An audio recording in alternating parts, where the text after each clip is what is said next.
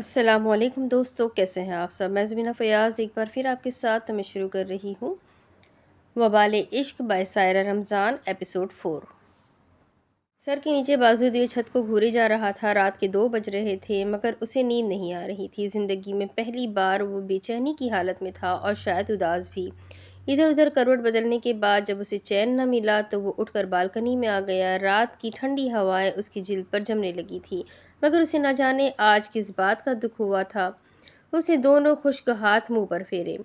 خدا کی قسم خان بابا، میں نے آج تک طوائف کا کردار ادا نہیں کیا۔ میری عزت بخش دے خان بابا، میں آپ کو بغیر نکاح کے ہاتھ نہیں لگانے دوں گی۔ میں مر جاؤں گی، آپ کو ہاتھ نہیں لگانے دوں گی۔ ہاں، میں مر جاؤں گی۔ ہر جگہ سے اسے یہ آوازیں سنائی دے رہی تھی۔ اس نے کانوں پر ہاتھ رکھا مگر مہروش کی وہی فریادیں اس کے کانوں میں گونج رہی تھی۔ تنگ آ کر وہ واپس کمرے میں آ گیا۔ پھر وہ واش روم میں گھس گیا۔ شاور کھولے وہ کافی دیر پانی میں بھیگتا رہا۔ ٹھنڈے پانی نے بھی اس پر کوئی اثر نہیں کیا۔ میں اب نہیں جاؤں گا اس کے پاس، جیے مرے میرا اس سے کوئی تعلق نہیں۔ میں اسے آزاد کر دوں گا، وہ جہاں جانا چاہے چلی جائے، مگر میرے ذہن میں آنے کا اسے کوئی حق نہیں۔ اس رات وہ یہی سوچتا رہا کہ وہ اب اس سے نہیں ملے گا اور پھر ایسا ہی ہوا۔ یہ کیا طریقہ ہے زوار، ایک ہی گھر میں ہوتے ہوئے تم چیمبرلین سے کیوں نہیں مل رہے؟ وہ مہمان ہیں ہمارے، تم سے ملاقات کرنا چاہتے ہیں اور تم اسے نظر انداز کر رہے ہو۔ میں پہلے بھی آپ کو بتا چکا ہوں، مجھے ان سے ملنے میں کوئی دلچسپی نہیں ہے اور وہ یہاں آپ کا کام کرنے آیا ہے۔ اس سے کام کروائے اور جلد واپس بھیج دے اور بار بار اس کا ذکر میرے سامنے نہ کیا کرے، ورنہ میں آپ کے سامنے بھی آنا چھوڑ دوں گا۔ وہ غصے سے ان کے پاس سے اٹھ کر اپنے کمرے میں آ گیا۔ 1 ہفتہ ہونے کو تھا۔ سراج خان اسے جب بھی چیمبرلین سے ملنے کا کہتا تو اس کا موڈ اسی طرح خراب ہو جاتا۔ اس کا مزاج تو بالکل ہی بدل گیا تھا۔ اب تو سراج خان کو بھی اس پر غصہ آنے لگتا تھا مگر وہ زوار کو کون سا کچھ کہہ سکتا تھا۔ اس 1 ہفتے میں سراج خان کی ایک غلط فہمی دور ہو چکی تھی۔ اسے لگتا تھا کہ زوار اس کی مٹھی میں ہے مگر جلد ہی ثابت ہو گیا کہ وہ صرف خود کی سننے والا ہے۔ دوسری طرف بات سنیں۔ ہاں بولو، کیا ہوا؟ آبش، میری طبیعت خراب ہو رہی ہے۔ وہ سنتے ہی بیڈ پر اٹھ بیٹھا تھا۔ کیوں، کیا ہوا؟ کب سے خراب ہے طبیعت اور تم اب بتا رہی ہو؟ پتہ نہیں پر مجھے عجیب فیل ہو رہا ہے۔ اچھا میری جان، گھبراؤ نہیں، اٹھو۔ کہاں؟ ظاہر ہے دوائی لینے ڈاکٹر کے پاس میں گاڑی نکالتا ہو۔ تم اچھی طرح شال اوڑھ کر آ جاؤ۔ وہ بہت پیار سے اس کی گال سہلاتے چلا گیا۔ فرحال نے خود کو شال میں لپیٹا اور بمشکل چل کر پورچ تک آئی۔ آبش نے گاڑی کا دروازہ کھول کر اسے اندر بیٹھنے کو کہا۔ فرنٹ سیٹ سنبھالتے ہوئے وہ گاڑی سٹارٹ کرتے ہوئے گیٹ سے باہر آ گئے۔ مبارک ہو آبش صاحب، ڈاکٹر صاحبہ کی آواز پر وہ اس کی جانب متوجہ ہوا۔ اس نے حیرانگی سے اسے دیکھا۔ وہ دونوں اس ٹائم ڈاکٹر کے کیبن میں بیٹھے تھے۔ آپ کی مسز اور آپ والدین بننے والے ہیں، ڈاکٹر کے مسکرا کر کہنے پر آبش نے گردن موڑ کر ساتھ چیئر پر بیٹھی فرحال کو دیکھا جو شرم سے نظریں جھکا گئی۔ یہ ان کی رپورٹس ہیں، میں کچھ میڈیسن لکھ کر دے رہی ہوں، آپ نے ان کا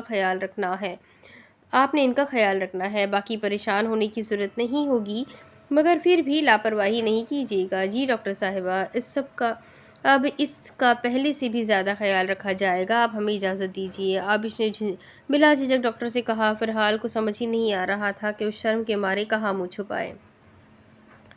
ڈاکٹر سے فری ہونے کے بعد وہ دونوں گاڑی میں آ بیٹھے۔ تھینک یو خان کی جان، تھینک یو سو مچ۔ مجھے ایسا لگا جیسے تم نے مجھے آج جنت کی نوید سنا دی ہو۔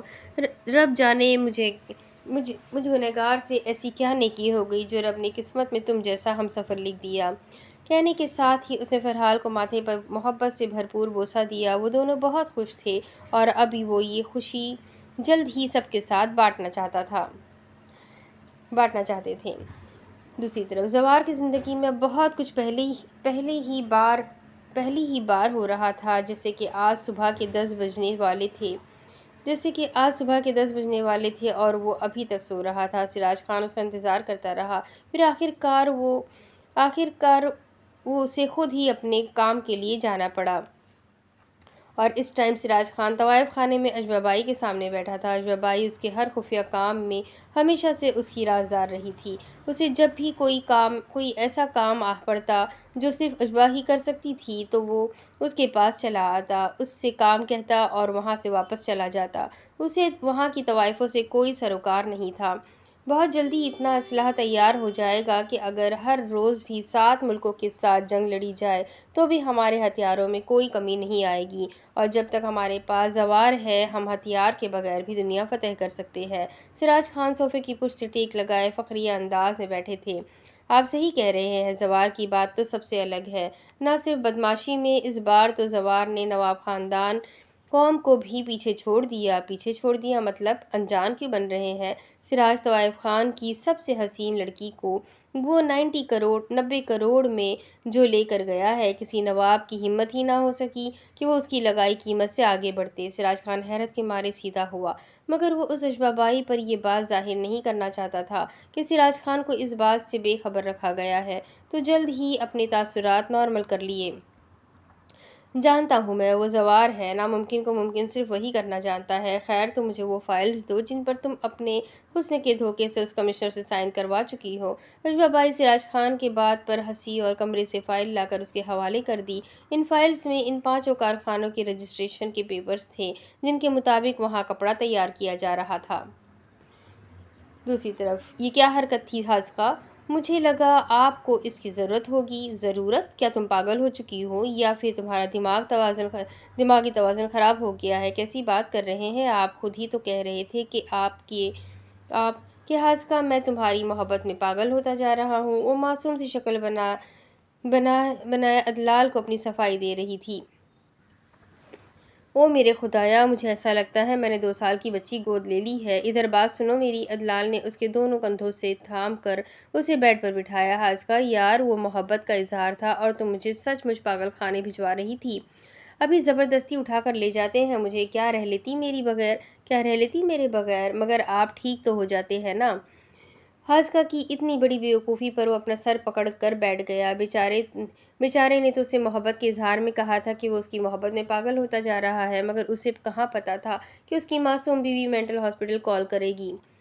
عدلال بڑی مشکل سے ان کو واپس بھیج کر آیا تھا کہ وہ بالکل ٹھیک ہے، اسے کسی پاگل خانے کی ضرورت نہیں ہے۔ وہ سیدھا ہوا، اس کے چہرے کو اپنے دونوں ہاتھوں میں قید کیا۔ میری جان، محبت کا پاگل پن صرف محبوب ہی دور کر سکتا ہے، جیسے اب تم ہی مجھے ٹھیک کر سکتی ہو اور کوئی بھی نہیں۔ میں کیسے کر سکتی ہوں؟ حاذقہ نے گھور کر اسے دیکھا، منہ پھلائے۔ وہ اور بھی حسین لگتی تھی۔ نہیں، مجھے نہیں کرنا آپ کا علاج، آپ ایسے پاگل ہی ٹھیک ہے۔ وہ اٹھ کر جانے لگی جب عدلال نے اس کے اپنے ہاتھ پر اپنا ہاتھ رکھتے اسے جانے سے روکا۔ جب دل میں عشق کے وبال اٹھ چکے ہوں تو صنم سے دور نہیں جایا کرتے۔ عدلال، آپ کتنے اچھے ہو گئے ہیں نا، شروع میں کتنے کھڑوس دکھتے تھے۔ کیا مطلب، میں پہلے اچھا نہیں تھا؟ عدلال نے بھی اسی کے انداز میں منہ پھلایا۔ آپ برے ہی کب تھے؟ میری زندگی کا معجزہ ہے آپ نہ ہوتے تو۔ وہ اچانک ہی چپ ہو گئی۔ عدلال نے اسے بازو سے کھینچ کر سینے سے لگایا، وہ بھی کسی معصوم بچے کی طرح اس سے چپکی رہی۔ دوسری طرف جواب دو زوار، چپ کیوں ہو؟ کیا تم سے میں یہ امید رکھ سکتا تھا؟ آپ میری بات تو سن لیں۔ کیا سنوں میں؟ تم نے پورے خاندان کی عزت آج مٹی میں ملا دی۔ کیا جواب دوں گا سب کو جب لوگ کہیں گے کہ زوار خان، جس پر ہر لڑکی مر مٹے، وہ ایک طوائف کو پکڑ کر لے آیا ہے؟ سراج خان کی آواز آج پوری حویلی میں گونج رہی تھی۔ آبش جو خوشخبری سنانے کے لیے آیا تھا، دونوں باپ بیٹے کی آوازوں پر وہیں سے ہی پلٹ گیا۔ بس کر دے بابا جان، طوائف نہیں ہے وہ زوار خان۔ واہ زوار خان، واہ! اور کیا بہن ہے وہ تمہاری؟ سراج خان کے اتنے تڑک لہجے میں زوار نے ہونٹوں کا نچلا کنارہ دانتوں تلے دباتے ہوئے خود کو کنٹرول کرنا چاہا۔ اگر وہ اس کا باپ نہ ہوتا تو اس کا کیا حشر ہو جاتا، زوار خود بھی نہیں جانتا تھا۔ ابھی جاؤ اور اسے وہیں چھوڑاؤ، ابھی کے ابھی۔ میں ایسا نہیں کروں گا۔ آنکھوں میں آنکھیں ملاتے اس نے بھی غصے میں چیخ کر کہا، تم ایسا ہی کرو گے؟ میں تمہارا باپ ہوں، تم میرے نہیں۔ چھوڑ کر آؤ اسے واپس، ورنہ میں اسے زندہ زمین میں دفن کر دوں گا، جس کی وجہ سے آج تم میرے سامنے چلا رہے ہو۔ ابھی جاؤ اسے چھوڑنے، اور اگلے 2 دنوں میں تمہاری شادی کر دوں گا۔ شادی؟ میں شادی تو نہیں کر سکتا۔ کیوں نہیں کر سکتے؟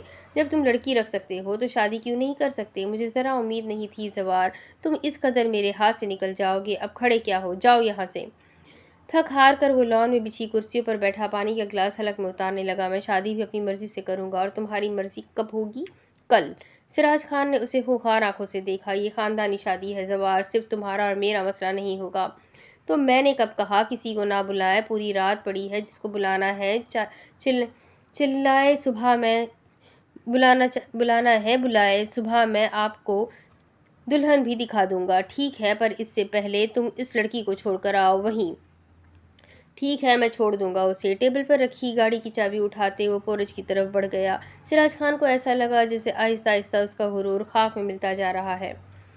دوسری طرف 15 منٹ میں وہ سڑکوں پر آوارہ گاڑی چلا رہا تھا۔ اسے سمجھ نہیں آ رہی تھی کہ وہ کیا کرے۔ مہروش کو تو وہ چھوڑنے والا نہیں تھا، مگر اب کون سی لڑکی لا کر اپنے باپ کے سامنے پیش کرے؟ شاید حارب کچھ مشورہ دے، اس نے سوچا، اور پھر حارب کے گھر کی طرف گاڑی موڑ دی۔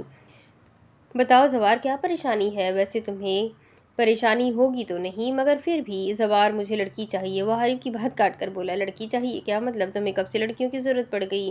پھر زوار نے اس کو ساری روادات سنا دی۔ تو یہ تو کوئی مسئلہ ہی نہیں ہوا۔ کون سا تمہارے باپ نے مہروش کو دیکھ رکھا ہے؟ تم مہروش کو ہی لے جاؤ اور اشبا بائی کو اپنے طریقے سے سمجھا دینا کہ وہ اپنا منہ بند رکھے۔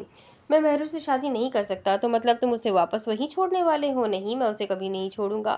حارب نے اس کے چہرے پر دیکھا۔ آج وہ کوئی عجیب ہی دھن میں بول رہا تھا۔ زوار پلیز مجھے معاف کرنا، شاید میری بات تمہیں بری لگے، مگر مہروش بہت اچھی ہے اور معصوم بھی، تو اس سے محبت کر سکتے ہو، اپنی زندگی میں ایک نیا موڑ لا سکتے ہو۔ میں اس لڑکی کے لیے اپنے مقصد کے راستے نہیں بدل سکتا۔ موڑ آئے تو مڑنا پڑتا ہے، اسے راستہ بدلنا نہیں کہتے۔ اور مجھے لگتا ہے تمہیں اس سے محبت ہو چکی ہے۔ زوار جو گردن جھکائے بیٹھا تھا جھٹ سے اوپر کر کے حارب کو دیکھا۔ محبت؟ ہاں زوار، محبت، اور اس میں کوئی حیران ہونے والی بات نہیں ہے۔ تم کر سکتے ہو محبت۔ تمہارے باپ نے جس ماحول میں تمہیں رکھا ہے تمہارا دل پتھر بنا دیا ہے، تمہارے سارے جذبات مار دیے ہیں، اور میں جانتا ہوں میری بہن تمہارے دل پر دستک دے چکی ہے۔ زوار نے صوفے کی پشت سے سر ٹکا کر آنکھیں موند لی۔ حارب اسے کسی چھوٹے بچے کی طرح سمجھا رہا تھا اور وہ سن رہا تھا۔ وہ جس چیز سے بچتا آیا تھا، زندگی اسے واپس اسی موڑ پر لے آئی تھی۔ کوئی بھی پتھر دل نہیں ہوتا، بس دنیا والے نرمی چھین لیتے ہیں۔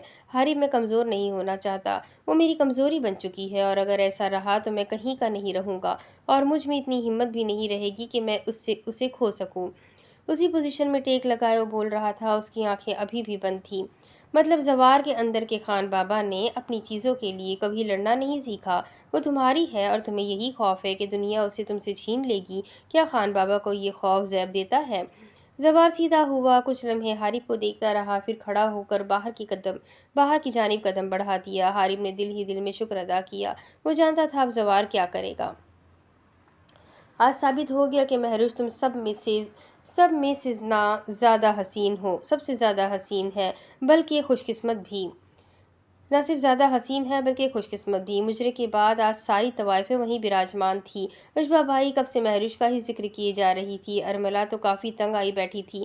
بائی، آپ ہمیں اصل بات بتا دیں، ہم یہاں بیٹھے بیٹھے تھک چکے ہیں۔ ارملہ کے کہنے پر اشبا بائی کو واقعی احساس ہوا کہ وہ ضروری بات نہیں کہہ پا رہی۔ مبارک ہو رامین، تمہاری بیٹی کی شادی ہو رہی ہے۔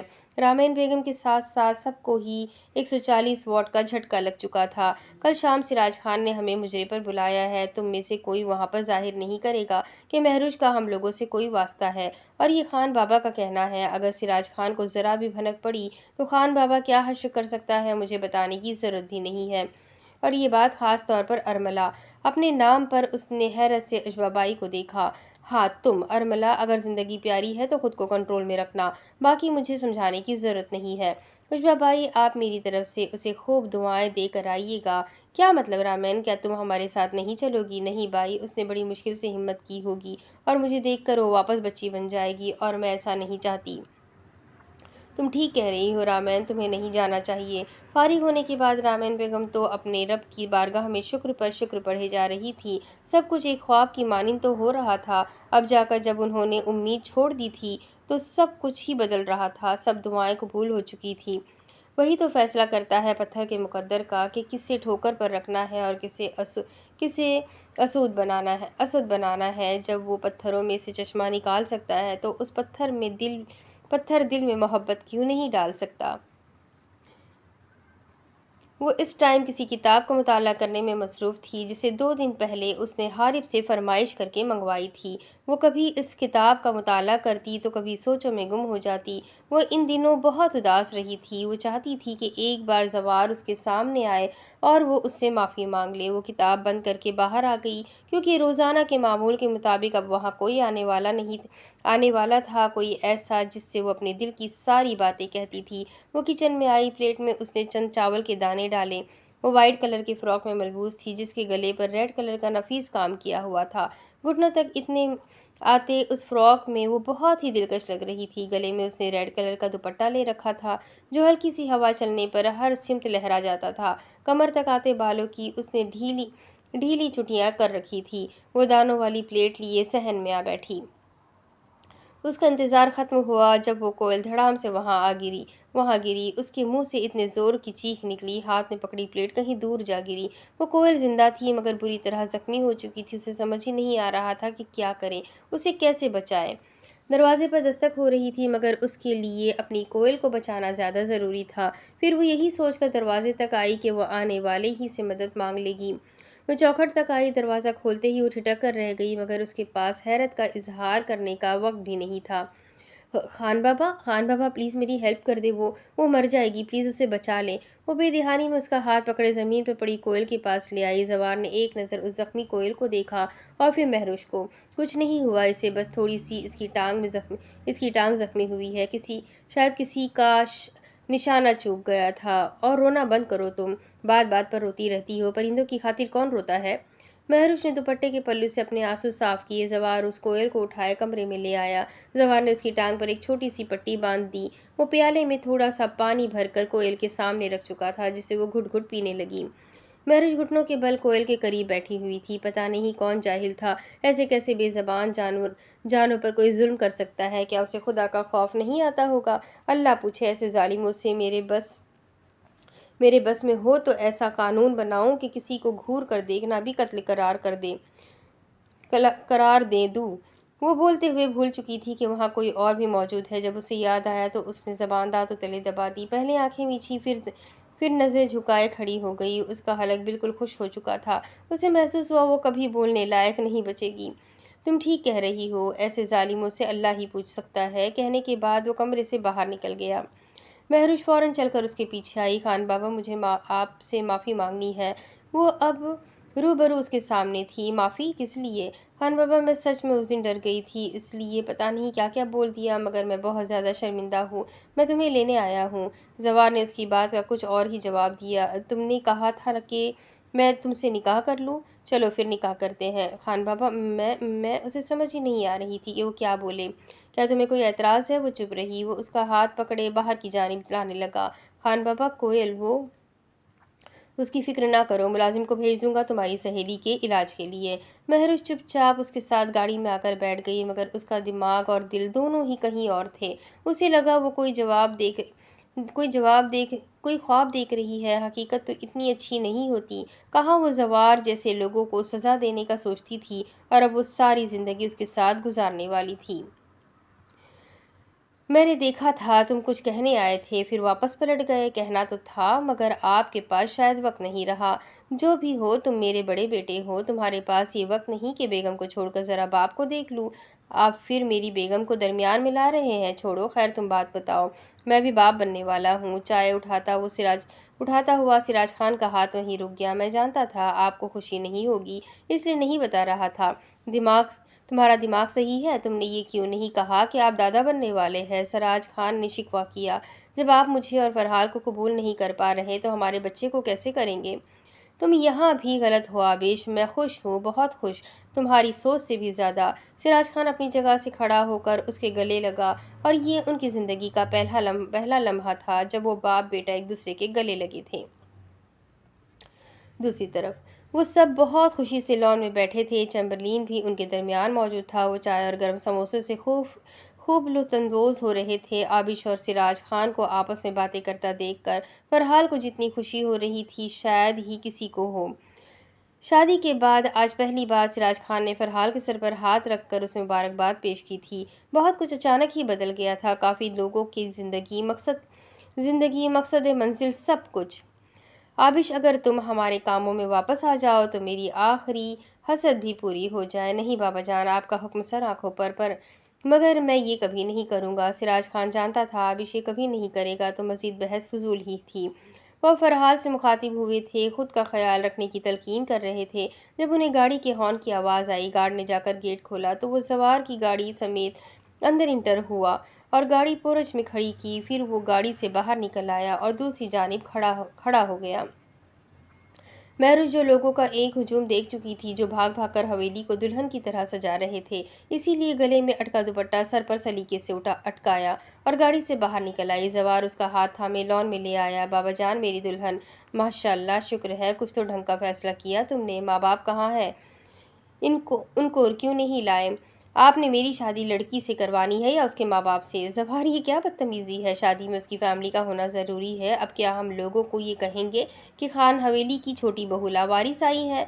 ज़फ़ार जानता था ये बात महरूज को किस कदर बुरी लगी होगी। मैं खुद ही इसका वारिस, अगर कोई इसके वारिस के बारे में पूछे तो मेरे पास भेज देना, अच्छी तरह समझा दूंगा उसे। और अगर मेरे अलावा कोई इससे रिश्तेदारी बनाने की कोशिश करेगा तो मुझसे वैसे भी बर्दाश्त नहीं होगा। और अगर आप लोगों को कोई मसला है तो भी मुझे मत बताइएगा, क्योंकि मैं फ़ैसला कर चुका हूँ। सिराज ने आबिश की जानिब देखा, जो ज़वार को ही देख रहा था। नहीं ज़वार, ऐसा नहीं होगा, तुम बस खुश रहो, हमें और क्या चाहिए। ज़िंदगी में पहली बार तुम अपने लिए कुछ करने जा रहे हो ना, तो बाबा एतराज़ कर सकते हैं और ना ही कोई और। फ़रहाल तुम इसे कमरे में ले जाओ और ज़वार तुम शादी की तैयारियां देख लो। किसी चीज़ की कोई कमी नहीं होनी चाहिए। आबिश की बात काट कर सिराज खान ने भी रजामंदी का मुजाहरा किया तो फ़रहाल उसे अपने कमरे में ले आई। वैसे मानना पड़ेगा, देवर जी की पसंद तो बड़ी कमाल है। तुम सच में इसी काबिल हो कि ज़वार के दिल में घर कर सको। फ़रहाल उसके साथ बैठते उसे एहसास दिला रही थी कि ज़वार किस कदर इन चीज़ों के खिलाफ था और उसने आखिर किस तरह सब बदल कर रख दिया। अगर महरूज का दिल कर रहा था कि उसे तन्हाई मिले और वो रोए, उसका हर गम रोने से ही हल्का होता था। उसकी तो लाइफ सेट होने को थी, मगर वो और ज़्यादा खौफजदा हो रही थी। हमारी ज़िंदगी दो कौड़ी की बनाकर वो शादी करने चला है और तुम चाहते हो मैं चुपचाप बैठ जाऊं? नहीं जाज़ल, मैं ऐसा नहीं होने दूंगी। होश से काम लो मुस्कान, हमारे हाथ में अभी कुछ भी नहीं है। हमारा एक भी गलत कदम हमें दर्दनाक मौत की तरफ ढकेल सकता है। तो तुम चाहते हो हम चुपचाप बैठकर उसकी शादी की धूमधाम सुने? और उसने हमारा घर उड़ा दिया, कामयाबी के सारे कागजात जला दिए। मुझे अभी पाकिस्तान जाना है, तुम आज रात की फ्लाइट से 2 टिकट करवा लो। मुस्कान, मुस्कान, अपने साथ साथ मेरा दिमाग ख़राब मत करो। चैम्बरलिन वहाँ मौजूद है, वो संभाल लेगा। तुम चाहती हो कि हम अपना बदला खुद लें तो हम लेंगे, मगर सही वक्त आने पर। और सही वक्त कब आएगा? जब वो कमज़ोर पड़ जाएंगे। और वो कमज़ोर कब पड़ेंगे? बहुत जल्द, बस थोड़ा सा सब्र रखो। जाज़ल ने लाख उसे तसल्लियाँ दी, मगर उसे ज़रा चैन नहीं आ रहा था। वो गुस्से से अपने रूम में जाकर बंद हो गई। पत्थरों की सरजमीन पर आज एक चिराग रोशन हो चुका था। पूरी हवेली को लाइटिंग से सजाया गया था, जिसकी रोशनी दूर दूर के इलाकों में भी साफ वाज़ेह हो रही थी। आज तो गज़ब हो रहा था, शोर शराबा का एक अलग ही समा था। मेहमानों की एक बहुत बड़ी तादाद वहाँ मौजूद थी। वो ड्रेसिंग मिरर के सामने खड़ा शेरवानी के बटन बंद कर रहा था। बालों में ब्रश फेरते उसने जेल से बाल सेट किए थे। परफ्यूम उठाकर अपने बदन पर छिड़का। हमेशा की तरह बाएं हाथ में वॉच पहनी, ब्लैक कलर की शेरवानी में आज वो कोई फिल्मी हीरो लग रहा था। उसका सफ़ेद रंग शेरवानी में चांदनी की मानिंद दमक रहा था। मगर उससे सिर्फ उससे गरज थी, उसको देखने की तमन्ना थी। जो दूसरे कमरे में मेहरून कलर के लहंगे में सजी धजी बैठी थी, वो तो सादगी में भी कयामत लगती थी। और अब वो जो बंद सवर कर बैठी थी, न जाने ज़वार पर क्या कयामत गुजरने वाली थी, उसका अंदाज़ा लगाना मुश्किल था। निकाह के बाद उन दोनों को हॉल में बिठाया गया। मेहमान उनको तहाइफ देते हुए मुबारकबाद पेश कर रहे थे। सबके चेहरों पर अलग ही चमक थी। ज़वार हॉल के कोने में खड़ा किसी से गुफ्तगू कर रहा था, जब उसे महसूस हुआ किसी ने उसके कंधे पर हाथ रखा है। उसने गर्दन मोड़ कर देखा तो सामने अदलाल था। मुबारक हो ज़वार, अदलाल ने गले लगते मुबारकबाद पेश की। ज़वार ने महज उससे मुस्कुराकर देखा और उससे अलग हो गया। उसके पास हिम्मत नहीं थी कि वो उससे बात कर सके या उसका सामना कर सके। अब शादी कर रहे हो तो मोहब्बत भी कर लेना। वफा पर कोई मोहर नहीं लगाई गई जो तुम पर फ़र्ज नहीं। फिक्र ना करो अदलाल, तुम्हें तो खुश होना चाहिए, तुम्हारी बद्दुआएं मुझे लगने लग गई है। कहने के बाद वो फ़ौरन ही मुड़ गया, रुका नहीं। अदलाल को जब उसकी बात की समझ आई तो वो भी मुस्कुरा दिया।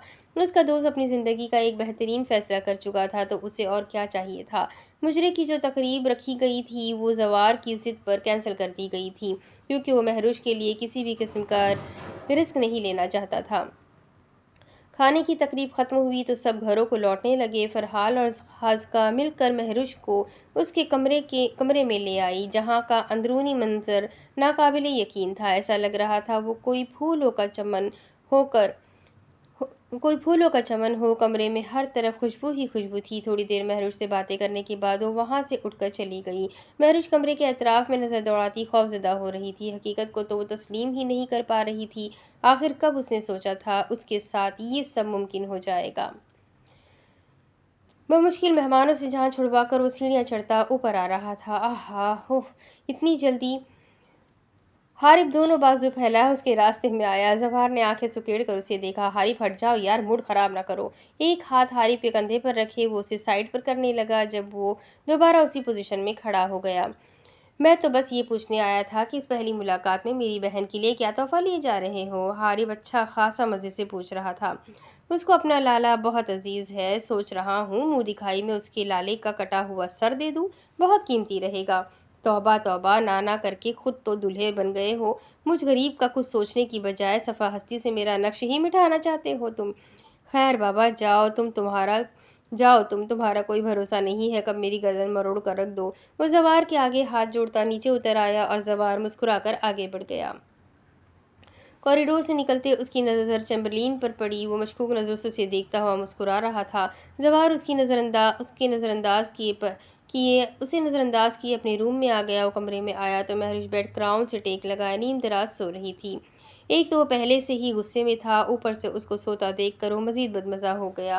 वो भी जवार था, चुप चुप रह जाता है। मुमकिन नहीं था। वो चलकर उसके करीब बेड पर आकर बैठ गया। वो आज पहली बार उसके चेहरे की नखोश को देख रहा था। पहली बार वो किसी लड़की के नक्श पर गौर कर रहा था। जोड़े से निकली आवारा लटे जो उसके चेहरे के गिर्द फैली हुई थी। जवार ने नरमी से अपने हाथ की पुश से उनको उसके कान के पीछे किया। एक तो वो इतनी हसीन और फिर सच सवर कर उस पर कयामत ढा रही थी। जवार का दिल किया कि वो उसे झंझोड़ कर उठाए।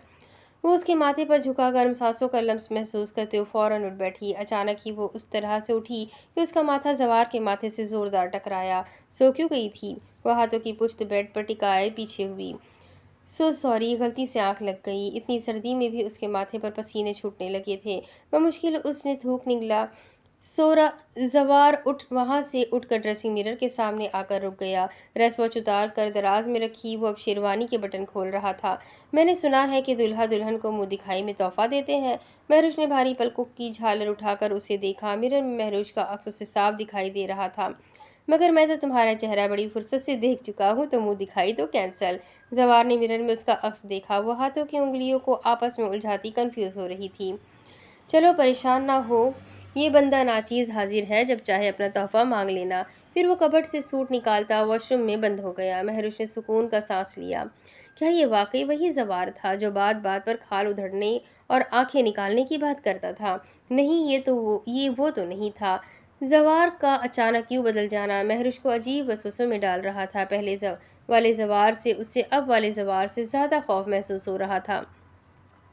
ख्यालों का तिल्स्म उसी की आवाज़ पर टूटा। तुम क्या इस भारी भरकम लहंगे में सो जाओगी? वो तौलिए से बाल खुश्क करता उस जगह आकर खड़ा हुआ। गर्दन मोड़कर महरुश को देखा। तुम्हारे लिए भी अलमारी में कपड़े रखे हैं, जाओ चेंज कर लो। वो उठकर अपने काम को लगी तो वो बेड पर आकर लेट गया। सुबह का उजाला फैला तो मौसम में कदरे तब्दीली थी। धुंध का कोई नामो निशान नहीं था, मगर सर्दी और हवा की खनकी का टेम्परेचर बरकरार था। खिलाफ मामूल उसकी जल्दी आंख खुली। उसने बाएं जानिब रुख फेर कर देखा तो वो कई फासले पर सिमटी हुई लेटी थी। वो उस पर कंबल सेट करता बेड से नीचे उतरते, स्लीपर्स पहने वॉश बेसिन से मुंह धोने के बाद बालकनी में आकर खड़ा हो गया। बालकनी में खड़े उसे लॉन का सारा एरिया दिख रहा था। सामने नज़र दौड़ाओ तो दूर दूर तक पथरीला इलाका वाक़ई नज़र आता था। वो एकदम चौंका। दूर कहीं उसे दो आदमी लड़ते हुए नजर आए। वो अब गौर से उन्हें देखने लगा। मोटा आदमी दूसरे शख्स के सर पर भारी ज़रब लगाता उसे टांगों से मार रहा था। वो चुपचाप दोनों हाथ थोड़ी तले दबाए देखता रहा। फिर उसी मोटे आदमी ने एक बड़ा सा पत्थर उठाकर उसके सर पर दे मारा। उसके बाद वो शख्स हिल ना सका। मतलब साफ था कि वो मर चुका है। वो गैर इरादी तौर पर सारा मंजर देखता रहा। अब वो आदमी उसी हवेली की जानिब आ रहा था। उसने मुंह पर लगाया मास्क उतार कर अपने कोट की जेब में डाला और हवेली के गेट से अंदर एंटर हो गया। जवार ने ना तो लब भीजे ना मुट्ठियां बंद की। वो मुस्कुराता हुआ वापस कमरे में आ गया। تم بولتی کیوں نہیں ہو؟ میں کیا بولوں؟ وہ قدرے پرسکون تھی، اب جیسے حقیقت کو قبول کر چکی ہو، یہی کچھ پوچھنا ہو یا کچھ کہنا ہو۔ وہ بظاہر تو فون پر انگلیاں چلا رہا تھا، مگر اس کا سارا دھیان مہروش کی طرف ہی تھا۔ بقول آپ نے مجھے سوال کرنے کا حق نہیں دے رکھا، پھر میں کیسے پوچھ سکتی ہوں؟ مہروش نے زوار کی کہی بات اسے یاد دلوائی۔ وہ اسی پوزیشن میں صوفے سے ٹیک لگائے بیٹھا رہا۔ مگر اب حالات وہ نہیں رہے، میں تم سے شادی کر چکا ہوں، تمہیں ہر چیز کا حق ہے۔ مہروش نے اس کے چہرے پر دیکھا، وہ بہت نرم مزاجی سے بات کر رہا تھا۔ اگر مہروش اس کے رویے سے واقف نہ ہوتی تو کبھی نہ سمجھ پاتی کہ وہ ایک ظالم رہا ہوگا۔ میں جاننا چاہتی ہوں خان بابا، آپ کے اس بدلتے رویے کی وجہ کیا ہے؟ کیا آپ کی کوئی مجبوری ہے یا آپ مجھ پر ترس کھا چکے ہیں؟ موبائل کی اسکرین پر چلتی انگلیاں رک گئی، دونوں ہاتھ صوفے کے کونے پر پھیلائے وہ اسے دیکھنے لگا، وہ بھی اسے ہی دیکھ رہی تھی۔ ترس کھانا ہوتا تو اسی دن کھا لیتا جب تم میں چلنے تک کی ہمت نہیں تھی اور میں نے تمہیں گاڑی سے نکال کر زمین پر پھینک دیا تھا۔ مہروش کی آنکھوں کے سامنے وہ منظر لہرایا، اسے ایسا محسوس ہوا جیسے زوار نے اسے دوبارہ زمین پر پٹک دیا ہو۔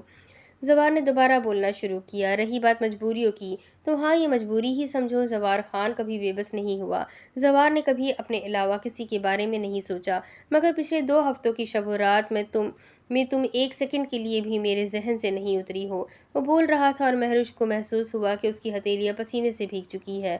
دن کے اجالے میں بھی اسے تاریکی کا احساس ہونے لگا تھا۔ وہ نظریں جھکائے بیٹھی تھی، مگر وہ جانتی تھی زوار اسے ہی دیکھ رہا ہے۔ اس نے بمشکل گہرا سانس لیا۔ مگر آپ کو سوچنا چاہیے تھا، آپ مجھ سے شادی کیسے کر سکتے ہیں؟ میں آپ کی پابند تھی، آپ تو آزاد تھے نا، پھر کیوں نہیں سوچا؟ میں نے اس میں سوچنا تھا، زوار نے پوچھا تو مہروش کو خود بھی اس کا جواب پتہ نہیں تھا۔ میں کوئی سازش کر رہا تھا، جو سوچ سمجھ کر سازش کی جاتی ہے، محبت نہیں۔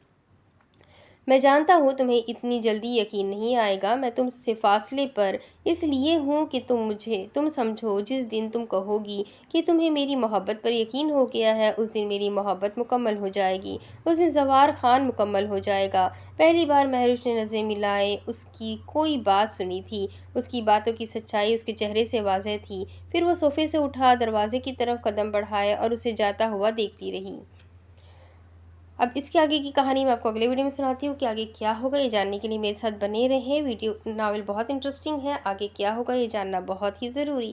تو جلدی سے ویڈیو کو لائک کریں، چینل کو سبسکرائب کریں، بیل آئیکن کو ضرور دبائیں اور اپنے کانٹیکٹس میں شیئر بھی ضرور کریں۔ ساتھ ہی ساتھ کمنٹ کر کے ضرور بتائیں کہ آپ کو ناول کیسا لگ رہا ہے۔ تو ملتے ہیں اگلی ویڈیو میں، تب تک کے لیے اپنا خوب سارا خیال رکھیں، مجھے بھی دعاؤں میں یاد رکھیں۔ اللہ حافظ۔